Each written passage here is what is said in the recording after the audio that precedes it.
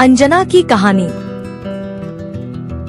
अंजना एक तपस्विनी थी जो भगवान की बहुत भक्ति करती थी और हमेशा लोगों की मदद करती थी।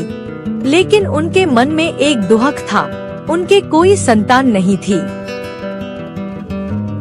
एक दिन अंजना माता ने कठोर तपस्या शुरू की और रोज भगवान शिव का ध्यान करती और गरीबों को भोजन कराती। उनकी सच्ची भक्ति देखकर भगवान शिव प्रसन्न हुए।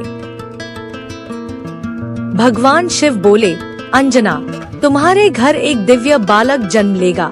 वह बहुत शक्तिशाली, बुद्धिमान और सबकी रक्षा करने वाला होगा।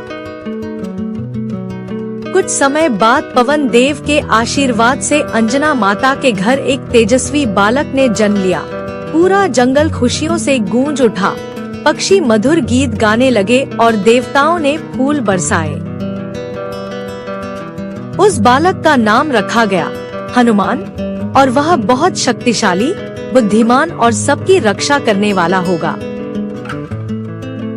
सीख: सच्ची मेहनत और भक्ति का फल जरूर मिलता है और अंजना की कहानी हमें यही सिखाती है।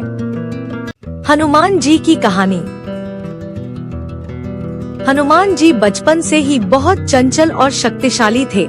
उन्होंने आकाश में चमकते लाल सूरज को देखा और सोचा कि वह कोई बड़ा लाल फल है।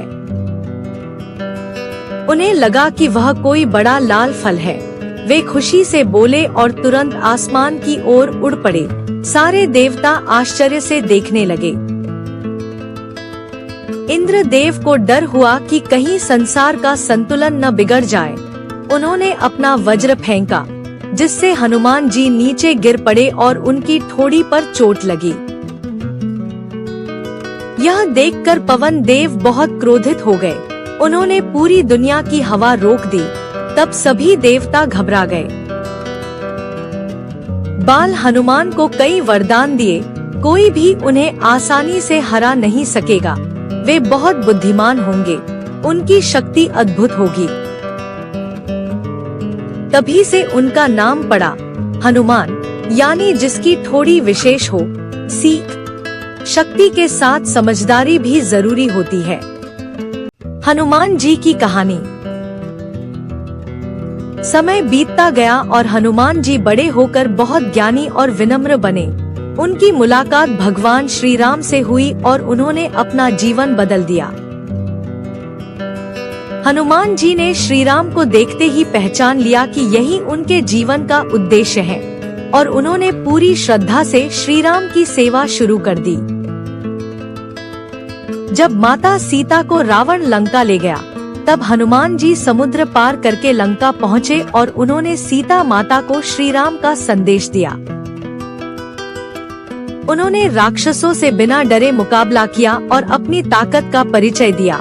हनुमान जी ने अपनी ताकत कभी घमंड के लिए नहीं, बल्कि दूसरों की रक्षा और अच्छे कामों के लिए इस्तेमाल की।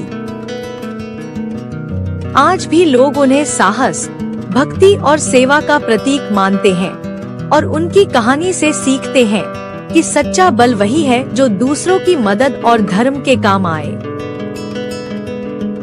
सीख: सच्चा बल वही है जो दूसरों की मदद और धर्म के काम आए।